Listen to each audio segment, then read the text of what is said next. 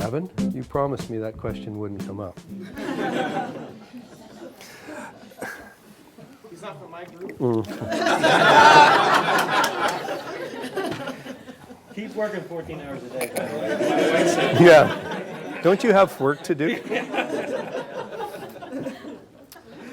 You know, your question's one of the best ones I ever get asked, and I appreciate it being asked, because it's one of the toughest things to judge, because I can't relive my life.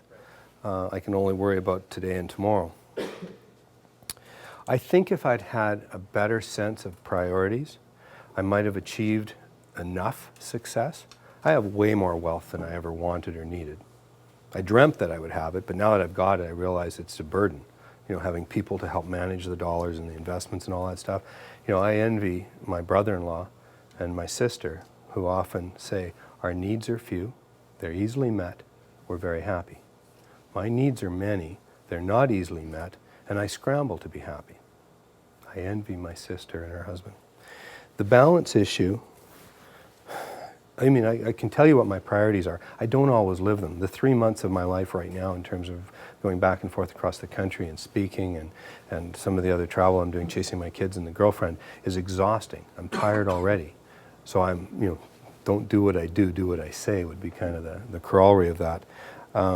Would we have been as successful if I hadn't been in the office at that time sending out faxes? Sunday nights I'd go in and send 40 or 50 faxes with a business pitch or an idea. I'd say to an oil company president, here's something you should think about. I would just stir the pot, but that was what I did every Sunday night. Did I need to do 40 or 50? Did I need to do any of them? Don't know. Maybe a couple of well-placed phone calls from a guy who was well-rested and thinking functionally better than I was might have been just as effective. I don't know, but we overshot by any definition of success. Maybe if I'd had more staff, I could have accomplished more. By, you know, my inability to delegate was an asset and a liability, because I got things done, they were done well and they were done right, but I might have got more done if I'd been a more effective delegator. So there's a trade-off in all of those things. All I know is that if you're really focused on what constitutes success, and for me it's happiness, you might not get on the same treadmill. You might look at things a little differently. You know, spending time, you know, make sure when you go home tonight that you reach out to a brother, sister, and a parent that you haven't talked to in a week. You know, that's a good use of time.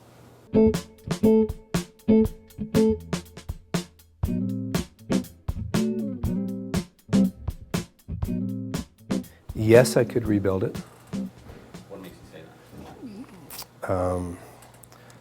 I think it comes down to confidence that comes from having gotten better and better and better at evaluating people and choosing my partners. So if I had to start another business over again, I think I'm very confident I could do that. Would I want to build to where I am now in terms of measured by wealth? No. Yeah, just measured by wealth? No, there's no need. It serves no useful purpose. I love a model that Merrill Lynch showed me in terms of asset management, and they take life and they put your wealth into 3 buckets. The first bucket is lifestyle. So that's, you know, your cars, your boats, your multiple homes, your single home, whatever it is, your education, your children's education, buying some art, whatever you choose your lifestyle to be, but that's bucket number 1. Bucket number 2, and again, once you've made enough, is lifestyle protection. The idea being that you've got money set aside to protect the lifestyle. So pick a lifestyle, a couple $1 million, you got a couple $1 million set aside to protect that. Everything in the third bucket is, by definition, I use the word adventure. It doesn't matter, because your lifestyle, which is what you're going to spend in your life, and your lifestyle is protected, so you don't have to worry about that. Everything after that, you could literally roll the dice on if you chose to. It could be high risk, could be low risk.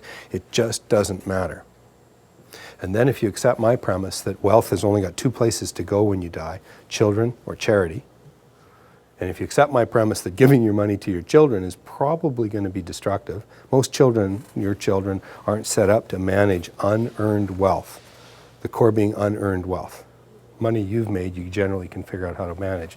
But money that comes from lotteries, money that comes from an unexpected inheritance, isn't necessarily going to add to someone's life. to some degree, the first money to pay off a mortgage or buy a bigger house or buy a cabin or go on a holiday or get a new car, that changes your life to some measurable degree. But after that, cash in the bank doesn't change your life. Again, focusing on the third bucket. So I happen to believe that now that I'm dancing and playing in the third bucket, that I have a very different lifestyle and a very different opportunity. I'm dating someone who is a third bucket artist or a musician or whatever. She's made her career, she's made her wealth. We're very comfortable because we can recognize in each other everything that we're doing in our lives is third bucket opportunities, because the first two are well in place, well protected, and we get along on an extremely high level and enjoy what we're doing together. But people who haven't made that kind of wealth don't understand. And I also think that there's people who, one of my closest friends, worth several $100 million. He's got a daughter who's dating a married man, and he's got a son who's got a learning disability, and he's working as a bellman at a hotel. He wants to transfer that multiple $100 million estate when he dies to those two children. The chances of that wealth destroying those two children is virtually 100%. He and I don't agree on wealth transfer. So I mean, I'm wandering in terms of the answer, but you're tweaking some points that I'm quite sensitive to.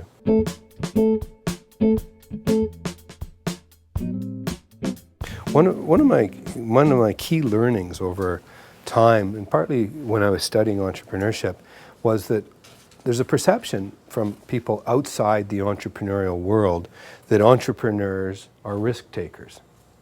And when they say that, it's in the context of entrepreneurs get a thrill, like going to Vegas or rolling the dice. I don't think entrepreneurs are risk takers. Entrepreneurs view risk differently. So when I started Wilson Mackey, my first business, and my friends and peers and family were going, "What are you doing? You know, the risks in making this happen are so high." And I looked at it and thought, the risks of failure? Virtually zero, because I'm putting heart and soul into this. I will make it work.